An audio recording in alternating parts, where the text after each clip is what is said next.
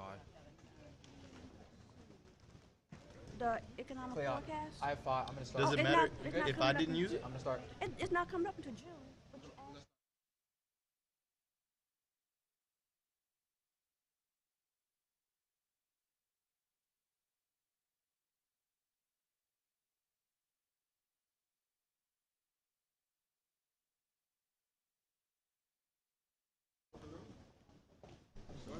Good afternoon.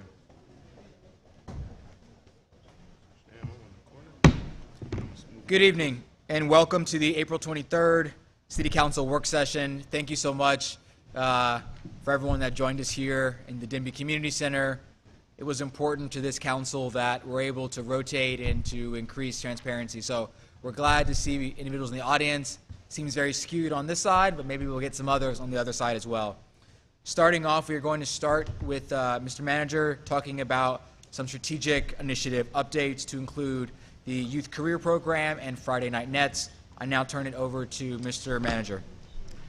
Good afternoon, Mr. Mayor, members of City Council. The first item on today's agenda is Friday Night Nets. Friday Night Nets is a caring community program that combines opportunities for our city's youth to become involved with basketball and a number of other activities and needed services in a safe place and in a safe space. It finds inspiration in similar programs nationwide. You may have heard at the last NLC conference, a number of you attended with me in Atlanta, that these types of programs can have a positive impact on community crime. Our city's program is data-driven and structured around 2 key locations known for being susceptible to youth violence. While the city is taking the lead, there are numerous city partners vested in this program's success.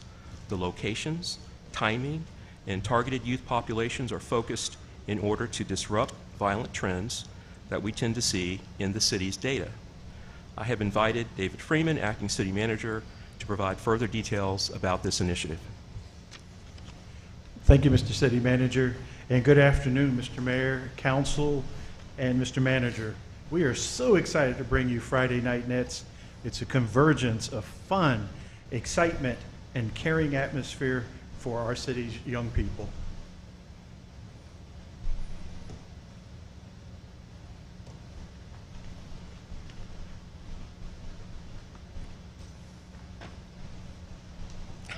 I'm hitting the right button. There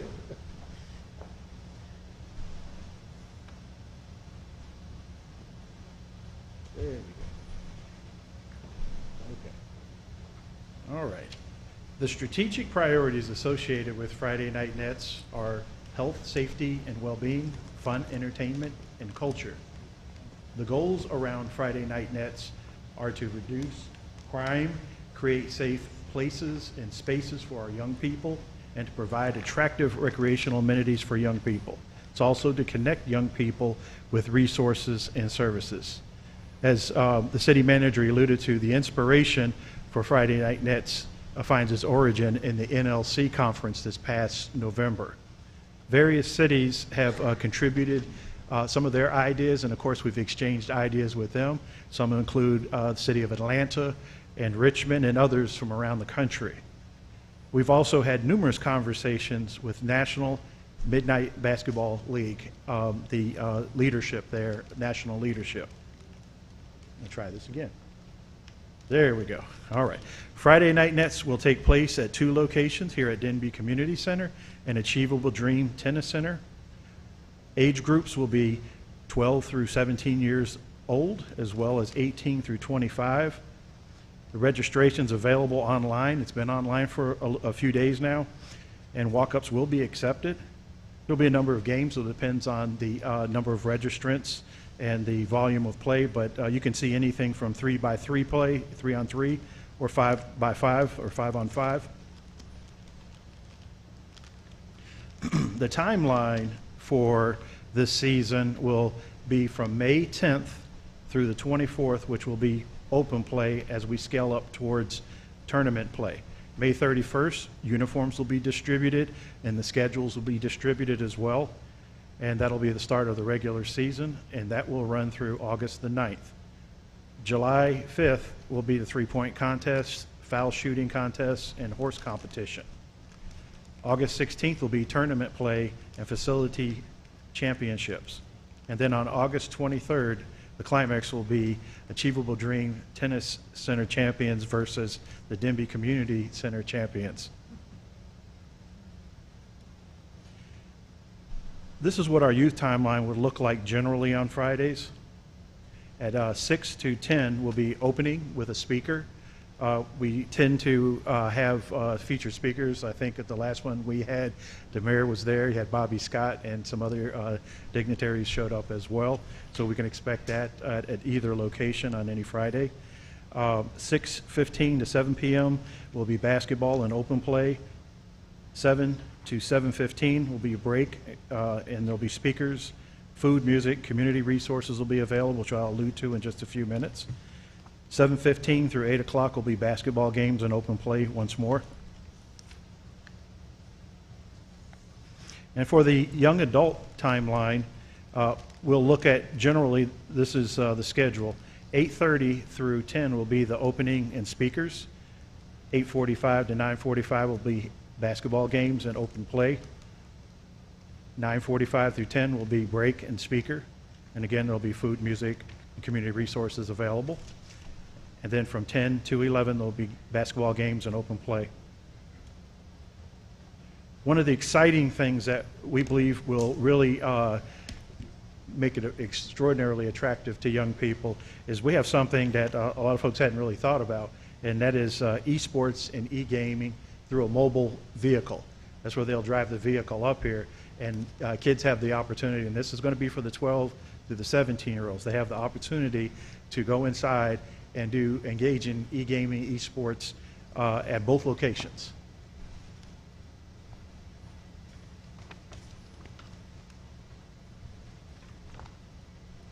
As I mentioned before, there'll be food, there'll be haircuts.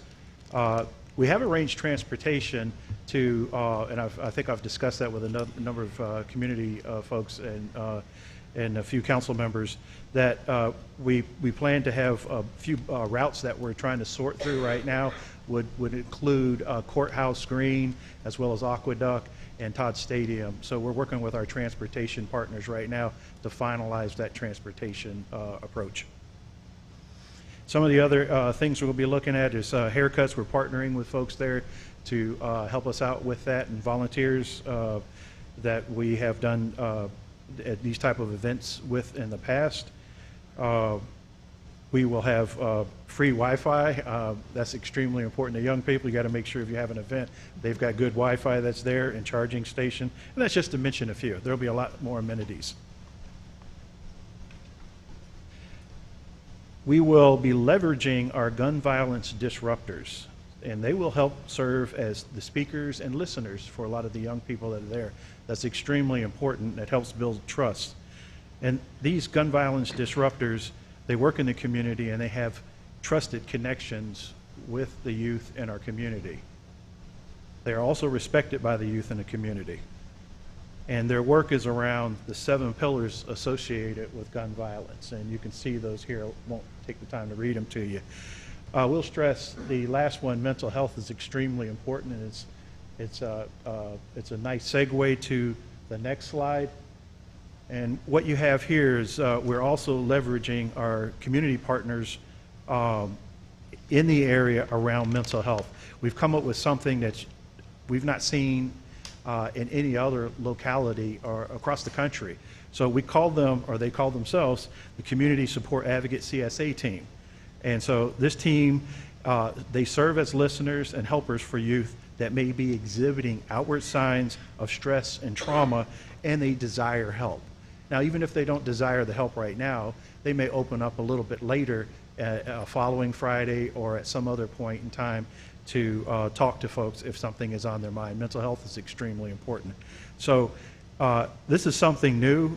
We have a number of volunteers through our CSB, our partners at Riverside, our Hampton VA, Catch More Kids, the Health Department, and Quality of Life Counseling Center, who works with schools very, very closely, and Remind You Wellness and Outreach. And so all these folks running the mental health circle. So they're here to help our young people. They are volunteers. They are not paid to do this. They're doing this out of the goodness of our heart. So what you'll see is when we hold these events in the gymnasium, they'll be wearing these orange shirts such as this, and they will be looking for cues that if the person is young person is exhibiting signs of stress or trauma and they want to open up and talk and start a dialogue, they're there to help them. And possibly if it's something we can help them fix or address, we won't know until they open up, but we're here for them. So that's extremely important. We have a very tight security plan.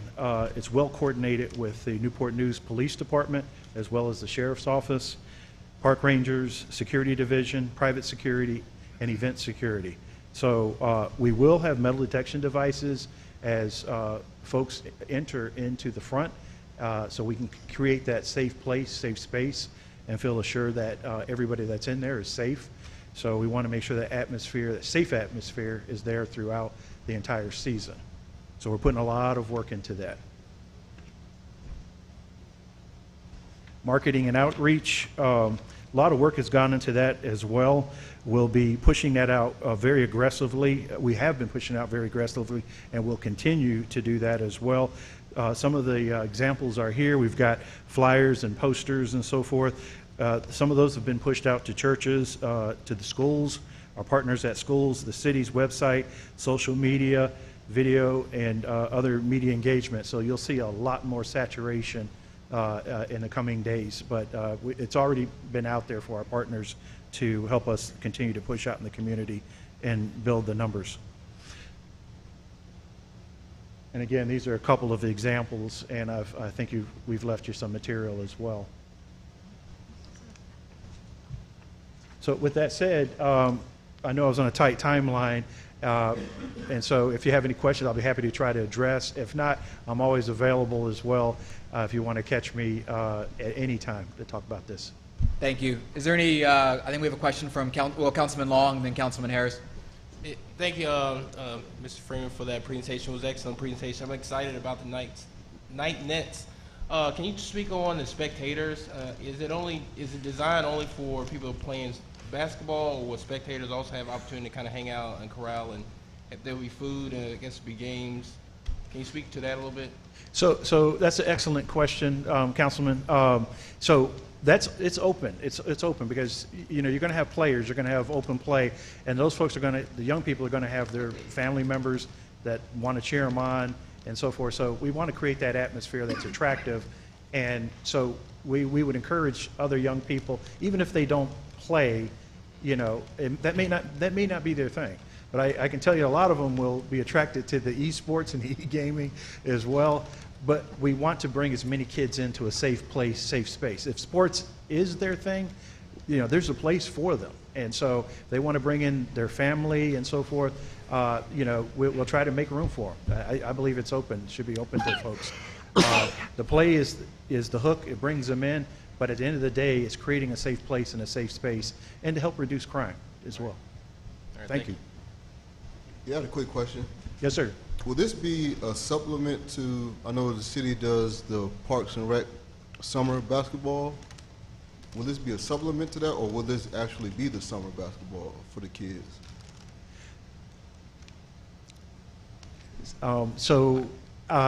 That is an excellent question. I will check with our leadership, and I will need to get back with you on that. I'm not aware that it would take the place of anything, but there are going to be some resources that we'll have to look at to make sure that we've covered all the bases on that. But this is a separate program in and of itself. All right, thank you. On Fridays, Friday Thank you. nights. I just for time, Councilman Neely. And great presentation. Does it start May the 3rd? May the 3rd? I'm sorry, so, Councilman, it's going to start May 10th. May 10th. May 10th on a Friday. Yes, sir, at 6 o'clock at both places simultaneously. I think we might want to have somebody out there on that first Friday, because it said every Friday night from May to August. Yes. I would want somebody to come on that first Friday expecting something that's going to be there. Yes, sir. Or maybe on the next communication, put the date, start May the 10th. Yes, sir. We will have the posters everywhere. We're going to saturate all the different city locations, but we do have some good people at both locations that can advise any young people that may show up early. But hopefully that'll build the excitement. We hope to pack the gyms. That's a good metric, so we're excited about that. Thank you. Vice Mayor. I spoke to the head basketball coach at Woodside, and he's willing to help us out. But in that same vein, what other needs do we have currently? Do we need more coaches, refs, jerseys? I don't know. So excellent point there, Vice Mayor. Coaches, if they would contact Tammy or Pete at Parks and Rec, or they can contact me, and I'll make sure that that information gets there. The coaches is something, we're starting to fill up all the other billets, but anybody that has a background in coach and so forth, we'll put them in connection with the right folks. So I appreciate that. And I will follow up on that lead that you gave me. Thank you. Thank you, sir. Okay. Thank you so much. I think next up we have the Youth Career Program. Thank you, Dave. I'm pleased to announce the city's inaugural Youth Career Program, or YCP, as we refer to the program going forward. Following months of preparation, staff, and collaboration with our recently selected program administrator, Lenore Coaching, are ready to open the application process for our new summer youth employment program. The application will be available in both paper format as well as online via Brooks Crossing's website and our new My OneFlow portal. Once live, our team will engage in a large-scale marketing campaign to ensure we have full participation prior to our June 24th start date. And at this time, Owen Miller will provide us with a brief overview of the activity and where we are today and where we're going in the next month or so. Owen? Great. Thank you, Mr. Manager. Good evening, Council. So I will give a very brief update today. If you will recall, in one of our February work sessions, Larry Brunson with our Opportunity Center provided an update at that time, kind of our initial planning process working with our stakeholder committee. I'm here tonight to share a little bit of an update with you and also tell about the imminent rollout of the program. I think probably better, though, than I could do, Councilwoman Vick can provide an overview of the program, and she's joining us here tonight. Hello. Are you between the ages of 16 to 24 looking for a job this summer and you live in Newport News? If so, our city has what you are looking for. I'm Councilwoman Tina Vick, announcing our summer job and employment program, the Youth Career Program. The goal of the Youth Career Program is to empower young people like you with the skills and resources you need to be successful. You will have the opportunity to explore many careers, receive specialized training, and get real work experience, all while earning $15 an hour. As a passionate advocate for youth employment, I know that having a summer job builds character and a strong work ethic. I had my first job at age 14 working for the Office of Economic Opportunity right here in Newport News. And my job was teaching arts and crafts. I was so excited to get my very first paycheck, and that paycheck motivated me to continue to work and be successful. I'm really excited this year's inaugural program is being presented in my honor. I encourage all of you to enroll now. For more information on the Youth Career Program, please visit brookscrossing.org or call 757-975-5316. That's 757-975-5316.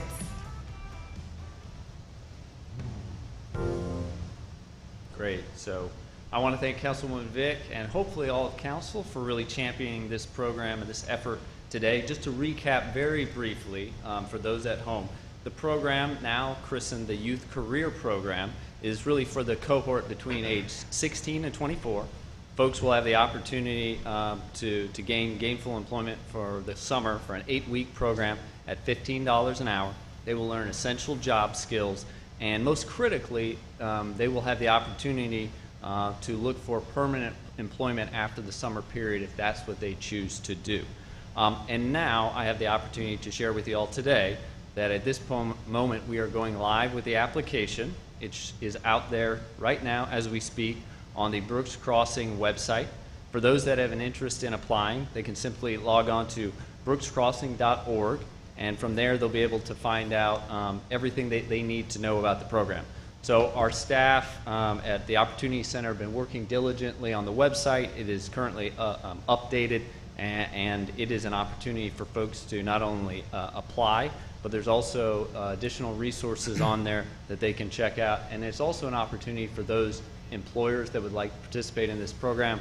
We invite you to indicate your interest via the website, and then we will get back to you on that. It's also, we are hiring career coaches as part of the program, and this is also kind of the one-stop shop for that as well.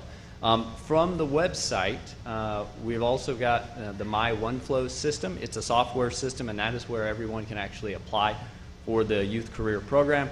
It is an iterative process, and so when folks actually apply, not only are they putting in their application, but it actually begins the process of matching them based on their interests with the summer and youth employment opportunity of their choice. So we think that's an exciting addition that we haven't necessarily had in years past. From there, after folks, beginning tonight, after folks begin the application process, similar to what we saw with the previous program, staff working with Lenore Coaching, our partner to administer the program, are beginning a comprehensive marketing strategy.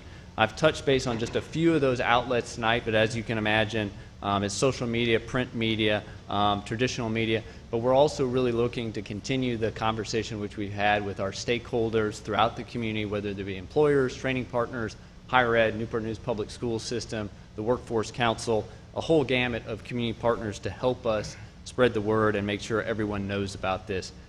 Finally, I would invite council once again to help us get the word out there.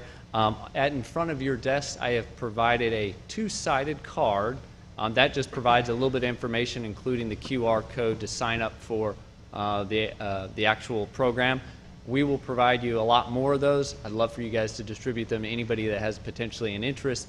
And we are beginning the application process, as I said, as we speak, until the end of May, or until we've reached our critical mass. So with that, I will stand for any questions anyone has tonight. We also have our friends with Lenore Coaching and Brooks Crossing Opportunity Center in the audience. We'll either assist you tonight or get back to us, and we'll follow up with any questions you or your constituents have. Thank you, Owen. At this time, are there any questions from City Council? Thank you. Great, thank you. Next up, we were going to have What Works Cities. I turned it over to Mr. Manager. Mr. Mayor, for our next presentation, I'm pleased to welcome Professor and former Mayor of Williamsburg, Clyde Holman, and his team of graduate students from William & Mary University School of Public Policy, who have partnered with the city in our endeavor to achieve the What Works Cities certification. This collaboration, which began in January, has been instrumental in identifying and enhancing our city's practices in data-driven governance.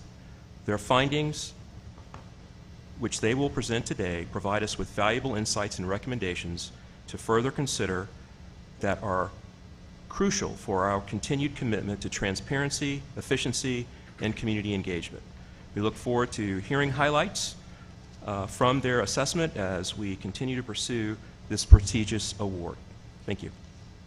Thank you, Mr. Manager. Good afternoon, Mr. Mayor and City Council. It's hard to follow all those fun, exciting initiatives with a conversation about data, but I know our students will do a good job with making it interesting. For context, we presented about What Works Cities to Council as one item in the Innovation Office's portfolio back in December. Our next major milestone with that at the time was to complete this self-assessment of Mr. Bloomberg's arduous accreditation process here. And we've got a delightful team of graduate students from William & Mary School of Public Policy that have partnered with us, a variety of departments and teams, to peel back the onion on what we're doing well and where we have some opportunity to grow as we strive to pursue this certification, like a city of Denver, like a city of Norfolk, or a city of Boston, to be at the table with those types of organizations. What you'll see here, I'm not going to bury the lead, is we're not quite ready yet for silver certification. However, there's a lot of good activity and progress that has already been made by an excellent group of department leaders and their staff to get us close. So you'll see a lot of green items and a lot of yellow items that'll be items that we'll need to prioritize, review, and validate with staff across the organization to help us get to a silver certification. So that said, I'm going to turn it over to our awesome team here to give you some of the highlights of what they found through this process. So thank you.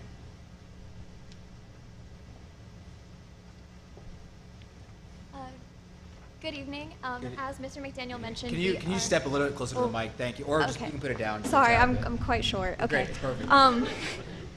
Yeah, so as Mr. McDaniel mentioned, we are Masters of Public Policy students at the College of William & Mary.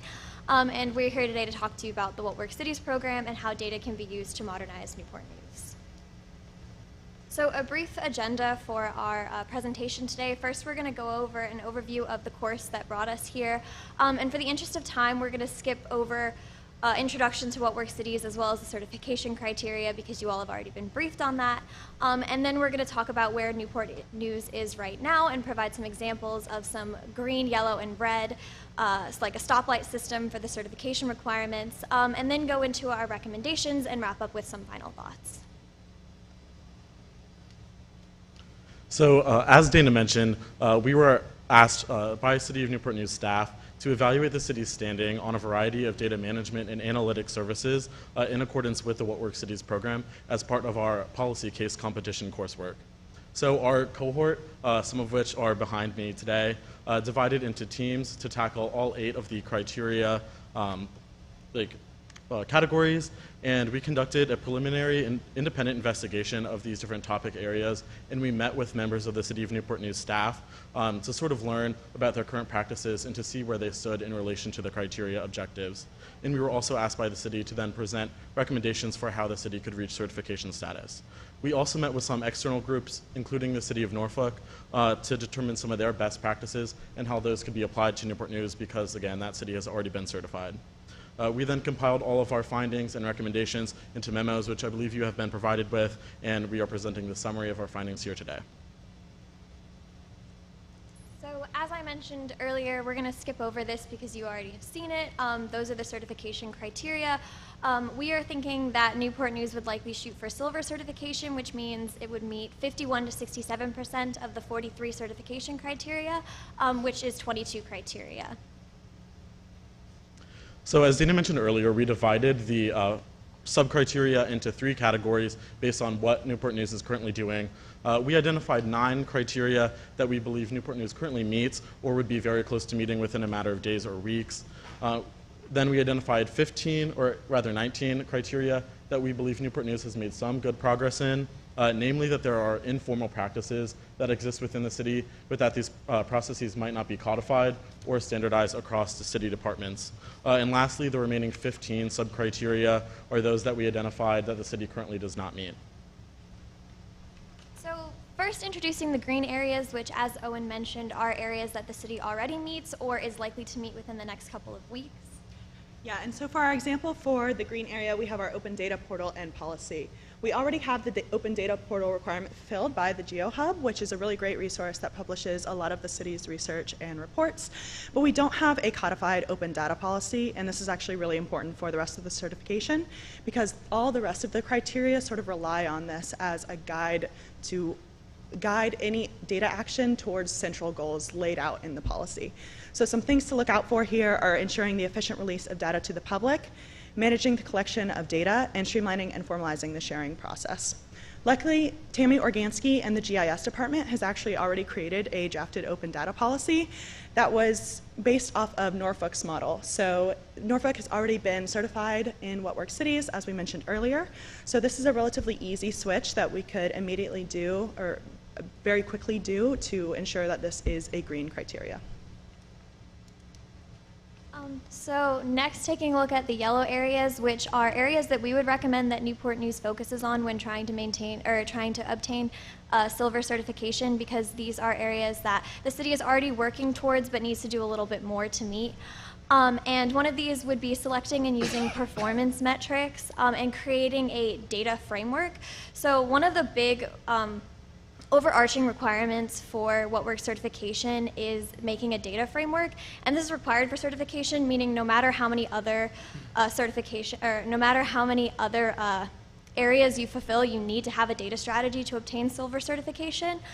And so things that would be included in this data framework would be a purpose statement for future data use, an equity framework, and clear objectives and timeframes.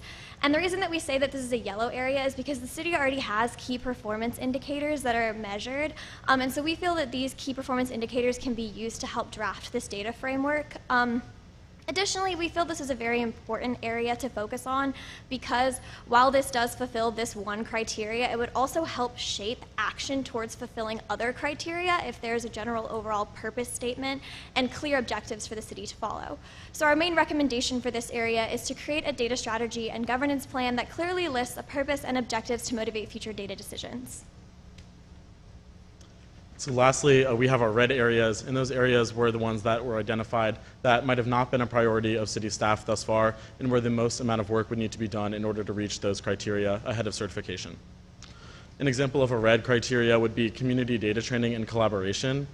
So after meeting with Newport News GIS staff, it was identified that currently the city only collaborates around data with external stakeholders on a case-by-case basis, and training services are not offered publicly, despite the fact that Newport News staff has done that in the past, and they are willing to assist in the future.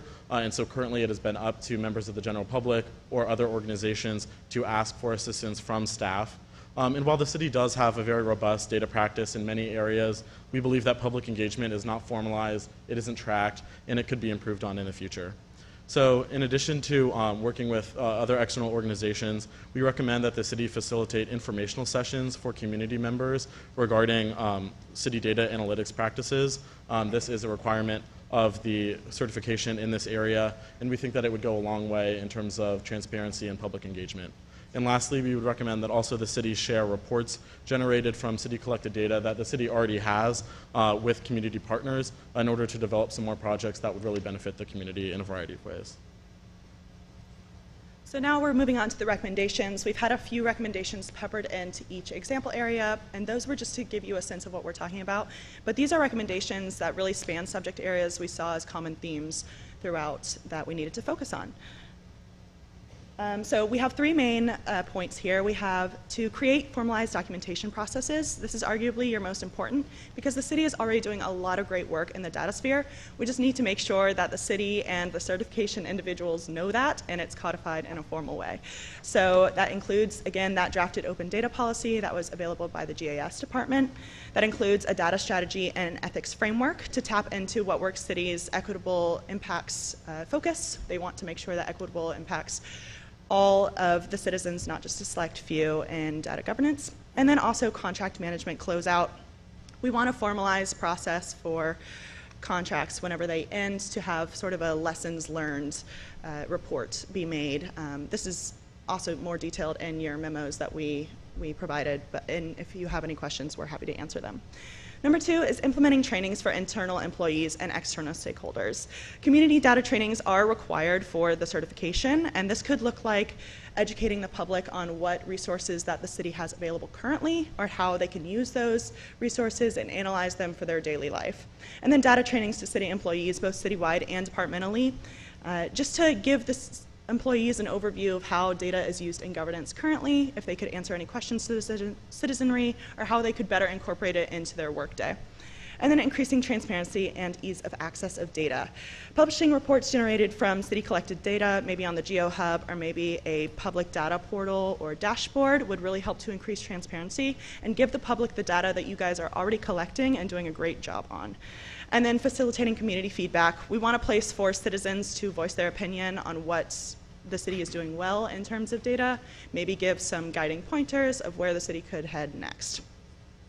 So in conclusion, we really believe that this program will prepare your government for the future, promote efficiency, equity, and effectiveness, and enable you to better serve your community using good data and governance practices. We sincerely hope you take our recommendations into account and will be available for questions. Thank you. Thank you. At this time, are there any questions from City Council? I would just say thank you. I'm public policy myself, so I can appreciate all of the work that went into it. We will act on said recommendations, and I think I told Marlon gold is what I would like to see here pretty soon, so we definitely appreciate it. Thank you so much for coming. Thank you very much. Next up, we're going to talk about the third iteration of fiscal year 2025 City Manager recommended operating budget. Before we begin, we have to read disclosures one more time. Councilman Long. I, Cleon M. Long, have a personal interest in the consideration and adoption of fiscal year 2025 operating budget, as I'm an employee of Newport News Shipbuilding, a division of Huntington Ingalls Industry, which is a business affected by the transaction. However, I am not disqualified from participating in the transaction. My signed written declaration is on file with the city clerk. Thank you. Vice Mayor. I, Curtis D. Bethany III, have a personal interest in the consideration and adoption of the FY 2025 operating budget, as I am an employee of Ferguson Enterprises, which is a business affected by the transaction. However, I am not disqualified from participating in the transaction. My signed written declaration is on file with the city clerk. Thank you. Councilman Ely. I, John R. Ely III, have a personal interest in the consideration and adoption of FY 2025 operating budget, as I receive a salary from the West Next for Success Foundation, which is a business affected by the transaction. However, I'm not disqualified from participating in this transaction. My signed written declaration is on the file with the city clerk. Thank you. And I will wrap up. I, Philip Jones, have a personal interest in the consideration and adoption of the fiscal year 2025 operating budget, as my wife is an employee of Riverside Healthcare, which is affected by this transaction. However, I'm not disqualified from participating in the transaction. My signed declaration is on file with the city clerk. At this time, we're going to I'll turn over to the city manager. This afternoon will be the third City Council work session on the FY 2025 recommended budget. As you know, the proposed budget was presented to City Council on March 26. At today's work session, we're looking for City Council's final guidance on any changes to the FY 2025 recommended budget funding levels in order to have ready for your consideration a final budget to be adopted at the next meeting on May the 14th. By receiving and completing your input today, we will meet the state requirement to adopt a school's operating budget by May the 15th. At this time, we will present our final recommendation to you regarding the step pay plan for public safety employees and answer any questions that you may have. But before we turn over to Lisa, for City Council, I know there was a lot of discussion over the past month, and want to give a special thank you to Alan and to Lisa for putting a lot of time into this. I think this is something that satisfies the immediacy requirement. I think it's going to answer the need here and now, but also gives us the capacity and bandwidth to answer a January 1st timeline. So with that, I'll turn it over to Lisa. Thank you. Thank you, Mr. Mayor. City Council, good afternoon. Thank you, Mr. Manager. In developing a STEP plan, we quickly realized that there's a lot of interpretations of what a STEP plan is. So I would just like to take a few moments to bring everybody on a common ground and common level. First of all, it is a pay structure. Let me go back. It is a pay structure defined by grades. It is various step rates, really structured around the grade of an individual and their time of service. The pros to having a STEP plan is it's very clear. It's readily published. Any employee that is involved can see where they're going. It's easy to promote retention because you show future year compensation. It's easy to administer because it is a progression through the plan, and there is very strict management of the pay bands, and it allows for very limited compression to happen if the pay plan is followed step by step. Some of the disadvantages is performance is not rewarded. All people in the same grade receive the same pay at the same time. And it is very rigorous. There's very little room for any change or opportunity for change. This is not our proposed pay plan, but what this shows is an example For instance, a recruit would start at 0 in position 1, and as they're promoted and as they move through time and years of service, they go through different pay structures and different pay amounts. And this is what we mean by easy to recognize, easy to administer, because it is done by the individual employee's time in service. So, this discussion of pay has had some undertones that this is a recent concern of city management and city council, and I want to take just a few minutes to recall the last 2 years of very intense investment in our public safety beginning in fiscal year 22. Started with a recruit pay increase of 8%, of $3,000 going from $42,000 to $45,000 at the recruit level. Police officers and firefighters all received a 9% salary adjustment.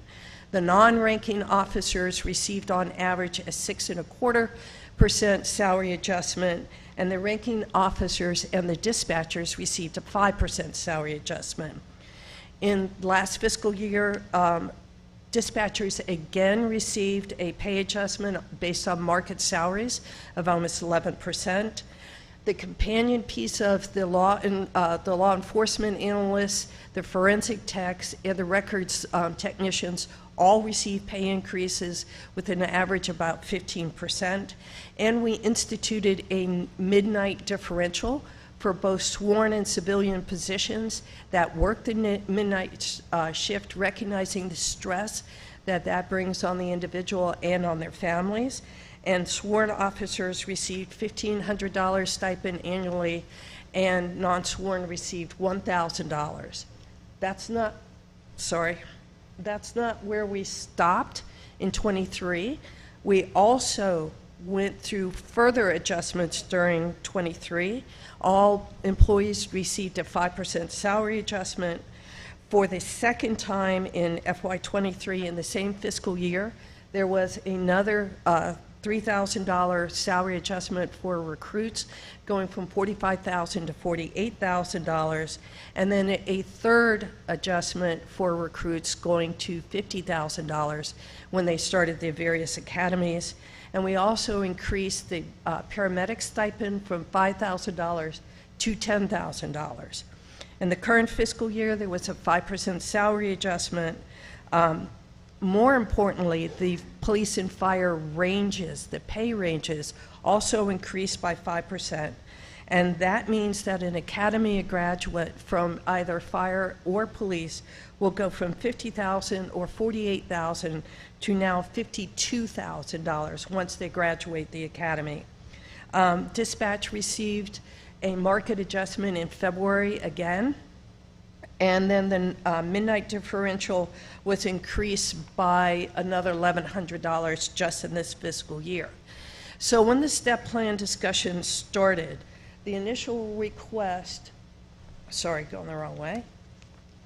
The initial request was to address compression that has existed due to various hirings and timelines, and to initiate a STEP program, as many of the other localities in the Hampton Roads region have done. To be able to afford it, our first blush at looking at the cost, we looked at a 3-year implementation due to the size and the impact on the operating budget. What the city manager gave us was the direction to do it all in 1 year, for it to be impactful, and to be the leader on the peninsula. So we have done in 4 short months probably 15 variations, doing employee by employee, a step plan survey to see where it would be and what it would cost the city of Newport News. So we have a 2-step process that we have developed at this time to implement the STEP program in 1 year. That begins with a 5% general wage adjustment for sworn public safety personnel only in fire and police. And what that means is that These employees will get a larger general wage adjustment beginning in July. They will get more money earlier, longer than other pay adjustments that other employees may get. So we use the catchphrase, this is the down payment. This is our investment in moving to the next step. The next step is actually placing individuals based on their time and service and grade in a STEP program based on years of experience and their certifications. So what does this mean as a combined practice together? For instance, if a current employee is making, let's say, $60,000, a 5% salary adjustment may get them to $62,000 or $63,000, and their final placement in the STEP would be at $65,000 in January. So beginning in January 2025, the full transition for sworn public safety personnel, they will be in a STEP plan. To give you an example of the size and complexity and all the iterations that we have gone through to see what is affordable, sustainable, impactful, and to be a leader on the peninsula, this was our proposal just last week. Fire and police both have different values of the cost of the implementation, but it also includes the cost for overtime, Kelly pay, holiday pay, and court and other special pays. So just last week, our projection was this would cost us about $3.7 million for half a year beginning in January. And this incorporated a 3% salary adjustment. Where we landed now is the 5% general wage adjustment effective in July. Again, moving the people into individual steps based on their time and service would cost approximately $4.5 million. Okay? The estimated cost altogether, and this is still a work in progress, we are still working on refinements and special considerations, is right now it would be between $4.5 million and $6.1 million. All of this can be accommodated in the current operating budget proposal the city manager has before you, with some modifications to other line items. But this is not all. Recognizing that we are addressing our fire and police personnel, we also must take in consideration our sheriff personnel. And while it's a different pool of employees with different salaries and different compression issues and a different number of employees, we do need to take in consideration that once a STEP program is created for fire and police, it should be created in the sense of equity for the sheriff's department as well. So the proposal includes a 5% general wage adjustment, just like the sworn officers for July, a STEP implementation in January of 2025, and policies specific to the deputies as part of this process. So that cost would be $5 million, including the sheriff, as a minimum for a half-year implementation in 2025. As important as these numbers are, there are two other very weighty considerations that we must work moving forward. First of all is STEP plans have a great deal of policies associated with them. When somebody moves into STEP, what happens under certain financial conditions, what happens on lateral transfers, what happens when somebody graduates the academy, all of those policies still need to be developed. We also have, as you well know, a compensation consultant working with overall compensation for the city. We want to have the consultant's input on our plan and to help us with that policy development. Equally important is how this compensation plan will be rolled out to the individual employees over time, so they understand their placement in the STEP plan, how it affects them personally, and how they will transition during the years. So both of these next components are equally as important as the affordability, the impact on the operating budget, the impact on future operating budgets, and where we're going with the implementation of a STEP plan. So with that, I will turn it back over to the city manager to see if he has any other comments. Could I ask a Yeah, is there a question for City Council? Yes, from me. How does this compare to our, I know you said on the peninsula, but to the area, south side as well, are we comparative there with our salaries and with our steps? That is something we seriously looked at.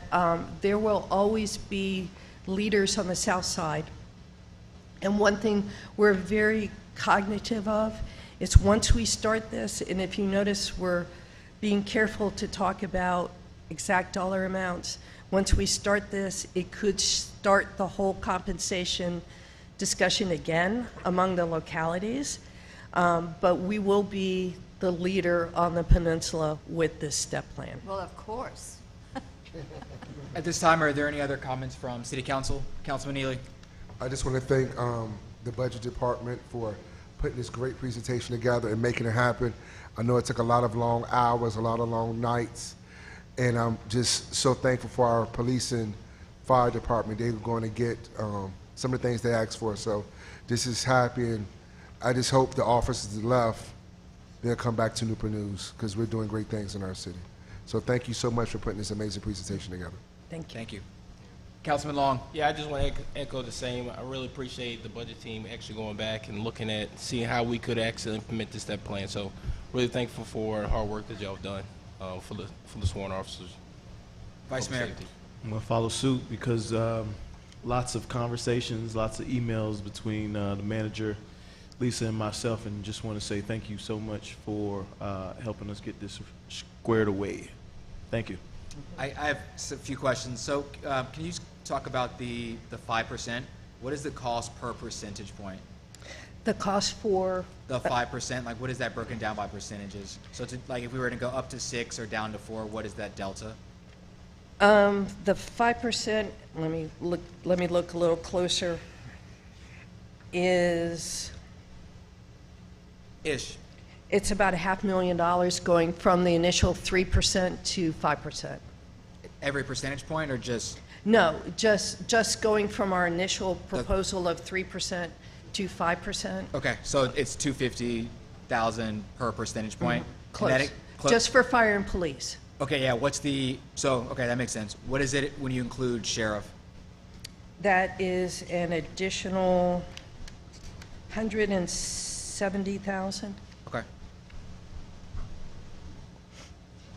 They say never do math in public, so it's about 420,000 percentage point. Yes, and one of the things we had to be careful about when we were choosing the exact place to land that was impactful and being the leader is the higher you go on salary adjustments on the front end, it puts individuals out of step.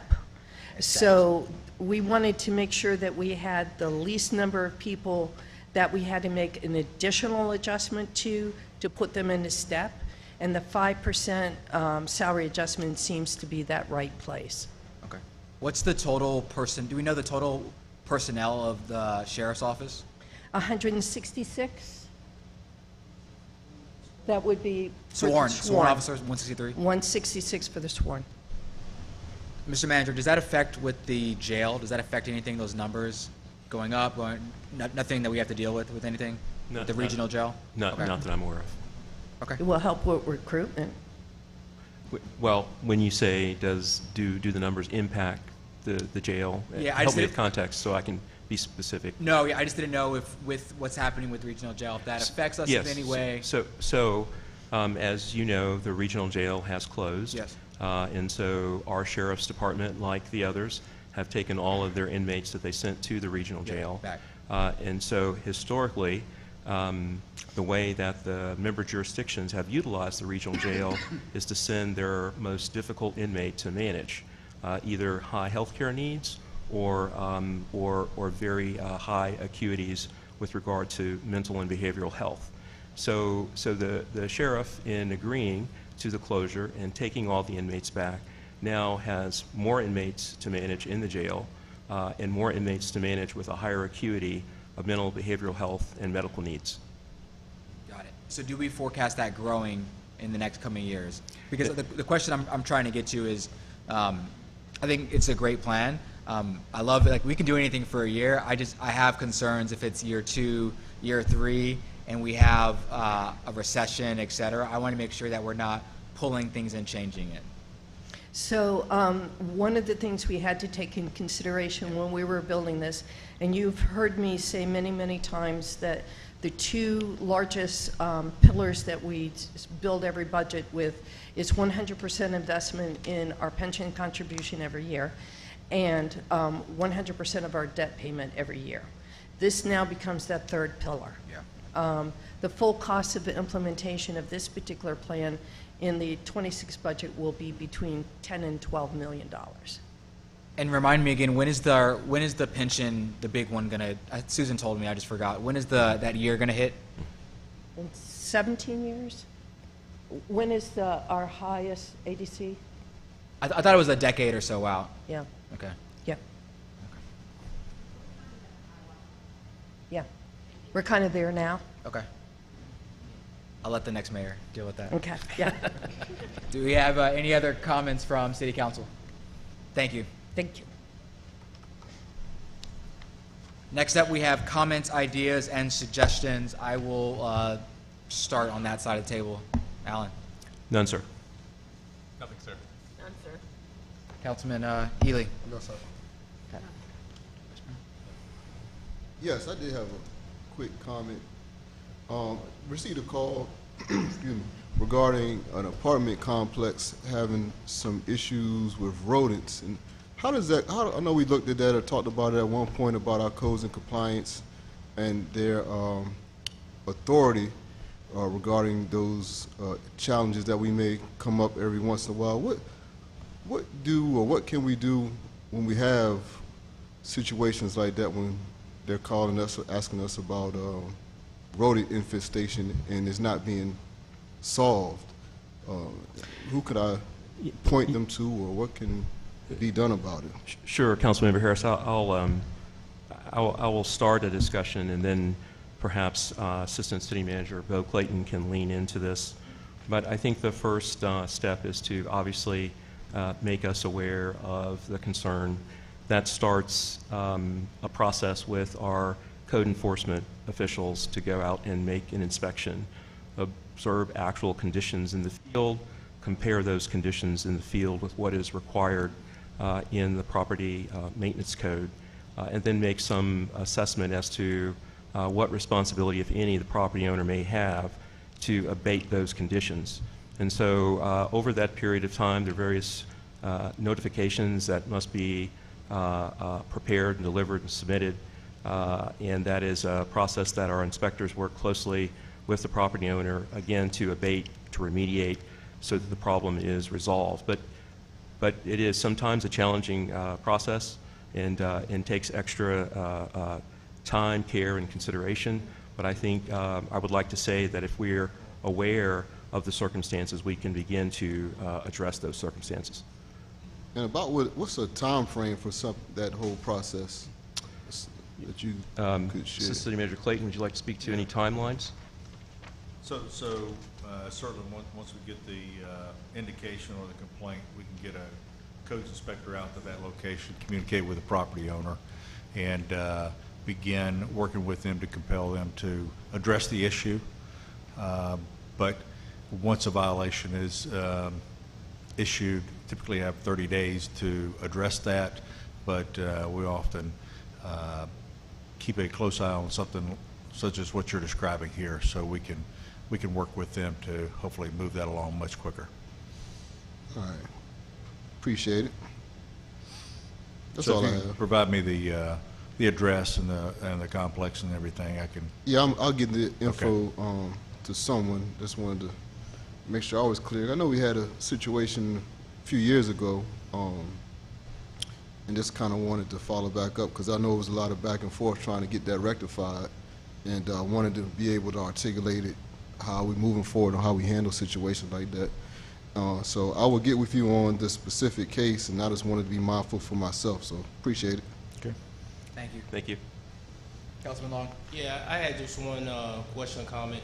I know we had talked about a joint board, school board meeting. There was some dates maybe kicked out there. It's getting kind of closer to a date I'd heard. Can we kind of get that ironed out just so we can plan for it, leave it out of my schedule? Yeah, I can speak to that. Alan's tried very, very hard to get that. It's hard to do with 14 different schedules, but he has done all that he can. We can probably talk offline, but we will continue to work that. But it's not on our end. Okay, all right. Well, I met with the superintendent and another, so I thought we all met individually somehow. We want to do a joint meeting of the boards. With that, I think Councilman Long, please take us into closed session. Okay, I move that pursuant to Section 2.2, Tag 3711 Alpha of the Code of Virginia 1950 as amended, subsections 3 and 6, the council hold a closed meeting for the purpose of 3, a discussion concerning the acquisition of real property for a public purpose or the disposition of publicly held real property where such discussion in an open meeting would adversely affect the bargaining position or negotiating strategy of the public body, the subject of which is the acquisition of land in the central section of the city and a potential lease of publicly held real property in the central section of the city. 6, a discussion or consideration of the investment of public funds where competition or bargaining is involved, where if made publicly, initially the financial interest of the government unit will be adversely affected, the subject of which is investment of public funds involving the development in the southern section of the city. Second. Please call the roll. Councilman Ely? 4. Councilman Harris? 4. Mayor Jones? 4. Councilman Long? 4. Councilwoman Woodbury? 4. Vice Mayor Bethany? 4. Motion carried 6-0. Thank you.